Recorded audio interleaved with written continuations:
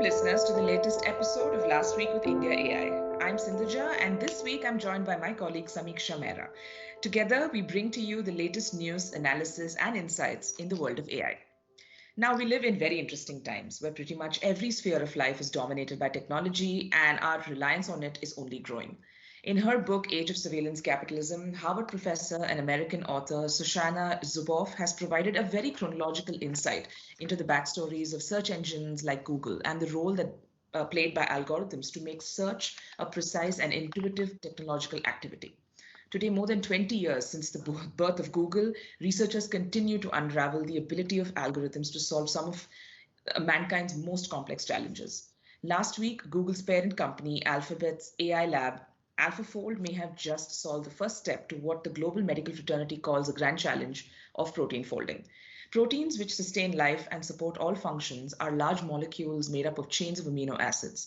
The shape of a protein is really related to its function, and its ability to predict the structure can provide greater insights into how it actually works. Its functionality relies on unique 3D structures, and understanding what shapes proteins can fold into what is known today as protein folding.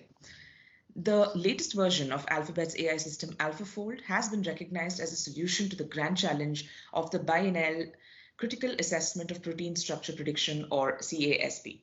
This breakthrough essentially demonstrates the impact that AI can have on scientific discovery and its potential to dramatically accelerate progress in some of the most fundamental fields that explain and shape our world. And finally, it's all about making those very difficult first steps, opening up more opportunities for generations of researchers to come, and solving human challenges using technology. Back home in India, we have enough and more examples of how AI is essentially being used to provide safety to its citizens. And this is what we're going to be talking about in our podcast today. Be it our brave Jawans who are battling for the safety of our country in extremely difficult climate, to school children that are going by the day, by the dozen to various schools in various areas of the country. And it often makes you wonder what the levels of safety there are. So here's Samiksha, my colleague, who's going to be telling us some more about the applications of AI in safety. Samiksha, you've had a pretty interesting week. You've done some great stories on this front. Tell us a little bit more about this, please. Hi, Sindhuja. How are you Hi, today? Thank you I'm so very much. well. Excited to be on the podcast today. That's It's awesome. practically Yeah. my first time doing this after days. So, Yeah.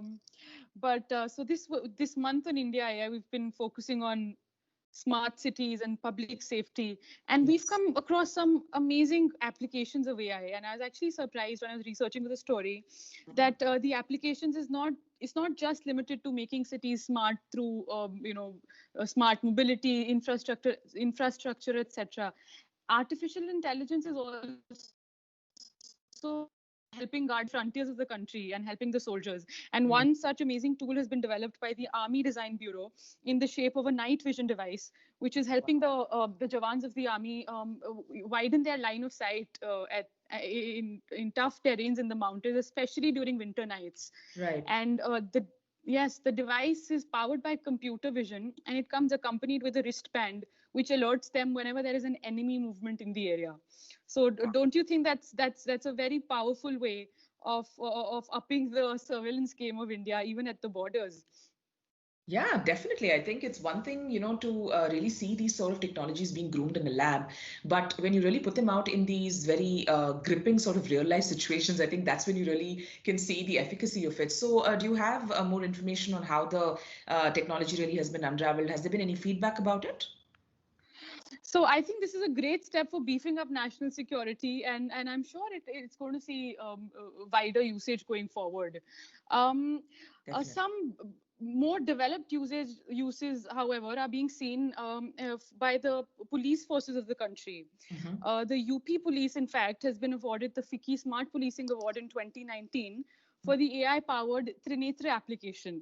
Hmm. And apart from containing digitized records of more than 5 lakh criminals, the most powerful thing that the app does is help identify gangs and accomplices of the criminals based on the database that is being processed using artificial intelligence. And that, in fact, has helped the police department solve many pending cases, which is because AI goes far beyond human capabilities to Hmm. link data and find linkages between databases.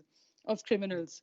Right. And this application has in fact been developed by StackU using facial recognition, visual search, machine learning, deep learning algorithms, etc. And this is one of the best applications that we've seen in the past year. No Um, doubt. and while this is a case of solving cases and catching criminals, there is another very interesting way of using AI for predictive policing, which is something the government of Maharashtra is doing very well for securing the cyberspace in the state. And how they do it is by crawling the open source information on the internet from sources such as social media to get the general sense of what people are posting and try to figure out what could lead to a flare up or a possible law and order situation and how they intervene even before a situation happens. So that I think is really what smart policing is about. The surveillance and security of the country is being made smart using artificial intelligence. Yeah, those are some of the amazing cases that I have. I also have something to talk about, a tool by Camfi Vision for securing the school kids in schools and preschools, where they are able to detect the absence of a child in a classroom for more than 15 minutes or more than 30 minutes and alert the authorities. Okay. So that's such a good way of addressing all of these concerns about the rising security concerns, safety concerns, especially for young kids in the country. Yeah. So I think AI is playing a big role in enhancing safety of not just one segment, but really across the spectrum. Yeah. So, You've absolutely nailed it. I think, I think it's very interesting to really see these kinds of use cases. It also shows that I think today's entrepreneurs are so much more clued in to understanding what the real life ground realities are and what kind of challenges are really there that require a technological intervention. And keeping this in mind, of course, speaking of ground realities, I think the past 2 weeks, you must have seen a lot of headlines about cyclones like Nivar and Burevi, which have essentially ravaged states like Tamil Nadu and Kerala. And this, by the way, is an annual occurrence. I don't know if a lot of people are aware. In fact, I live in Karnataka, so it's sort of like a running gag. It's a running joke that no matter where there is rain in any part of the coast, Bangalore ends up getting rain, and we have like great weather. Yeah, absolutely. So it's just been like constantly gloomy and cloudy, and of course, people like us are so much more privileged. We sit, in far safer areas, and we don't really have to worry about the impact of this kind of flood. But this being an annual occurrence, there are essentially low pressure troughs that get created in either the Bay of Bengal or the Indian Ocean, and this ends up forming like a high intensity cyclone, and that ends up making a landfall along the coast. So essentially, all these coastal states, all the way from Orissa all the way to Kerala, are wide open to cyclones, heavy rains, landslides as a result of it, and flooding every single year. So over the years, we've had technology play a very pivotal role in helping weather forecasting agencies and rapid response teams to really understand the patterns of these natural occurrences and prepare better for them. So have you heard about the Google Flood Forecasting Initiative, Samiksha? Of course. And why don't you talk a little bit more about this, about how they're using physics-based modeling and applying AI to that to scale inundation models? Yeah, definitely. So I'm glad you've read about it, and I hope our listeners have also sort of come across this initiative. And I hope that if anything at all, these kinds of occurrences that happen may not be stopped because they're natural occurrences, but I do hope that the impact of these cyclones can be controlled thanks to technology. So Google, its floodcasting initiative essentially aims to use the Google infrastructure and machine learning expertise for providing accurate real-time flood forecasting information and alerts to those in affected regions. And this has been made possible through AI and physics-based modeling, which really create accurate and scalable inundation models in real-world settings. So with reliable on-ground data obtained from government agencies, Google's river flood forecasting models can really accurately predict not only where and when a flood might occur, but also the severity of the event as well. So through an innovative approach for inundation modeling, this initiative really aims to provide unprecedented lead time, accuracy, and clarity in flood forecasting. In addition, it can also simulate the water behavior across the floodplain, and it uses input measurements or forecast of river water levels and high-resolution elevation maps. So the real-time river measurements and forecasts are obtained for this initiative through Google's collaboration with the Central Water Commission. And this is, of course, the technical organization, which is responsible for the for water resources in India. So this essentially has been piloted in the Patna region of Bihar as late as 2018, but this initiative has been extended to the whole of India by this year and aims to cover 200 million people across more than 250,000 square kilometers. This technology is being used to improve the targeting of every alert that the government sends. Around 30 million notifications have already been sent to people in flood affected areas to date. I think that explains a lot as to how limited the casualties have been. I don't know if many people are aware, but this time when Cyclone Nivar was about to make a landfall, especially the Tamil Nadu government was extremely responsive. I think it's also lessons they've learned from the 2016 flooding, which really ravaged so many different parts of the state, including the capital Chennai. I think, lessons from that, and of course probably the application of technologies like this has helped them prepare for these cyclones better. They moved more people inward. They had the disaster response team on standby, and they were able to really sort of minimize the impact of this particular cyclone on human suffering as much as possible. And that is absolutely phenomenal as a use case. It's very endearing to see how these kinds of technologies can be used to really save lives. Definitely, and I think as you said, in a span of less than 2 years, they've been able to extend their reach to the whole of India, and the kind of public-private partnerships that they've been able to form, for instance, with CWC, is the kind of things that we need to create some real impact. And I do have more use cases to talk about here, again, which have been able to scale up in very short times, matter of couple of years, really. And the first one that I want to bring forward is about Nayan Technologies, who've come up with this very powerful engine, an AI-powered engine for monitoring of not just roads for traffic, but also for infrastructure and violations. And how they essentially do is through crowdsourcing. So they have this app which anyone can download on their phone, and the mobile can be placed on the dashboard as a camera. And all of the video feed is then analyzed using sophisticated AI algorithms to detect violations. Violations, of course, such as speeding, overspeeding, and wrong overtaking, and traffic light jumping the lights, etc. But also it helps to make the city smart by keeping a check on infrastructural problems in the city, such as potholes or a road which has not been built well, or also even wrong parkings, etc. So that is the kind of impact it's trying to create, combined with the social impact, because anybody who provides all of this video data is actually paid digitally. So they're trying to create a digital workforce of people from low income groups. So that is the kind of entrepreneurial thought that India is producing, and these are the results that we're seeing. Another very interesting invention is by Pathfinder, which has come up with a driver monitoring system. Now, again, here, they have an in-car camera which can detect, can you believe it? They can not just detect, they can predict driver drowsiness and distraction. Wow, that is amazing. That comes across as magical to me. And it's so powerful because they can do it even in very adverse, poor lighting conditions or bad camera angles, etc. So that speaks about where we are at in how we can apply AI to some very advanced cases, in this case for advanced driver assistance systems. And another such invention or tool is by Netradyne called Drivery, which is deploying their tool for fleet safety. And how often do we notice on the roads bad driving by commercial drivers, etc. And now here Netradyne has come up with this Drivery tool, which can monitor the drivers, and actually, instead of just hard monitoring, they give them incentive for improvement through stars and rewards and recognition. So and there's also a virtual workflow for coaching, where they can self-coach using tips and tricks that the app will display. Road safety is in fact a very essential element of making cities smart, especially in India. Do you know that India records 5 lakh road accidents every year, which is one of the highest in the world, in which about 1.5 lakh people die and another 3 lakh are left crippled. So this must be a paramount concern when we consider the development of smart cities in the country. Yeah.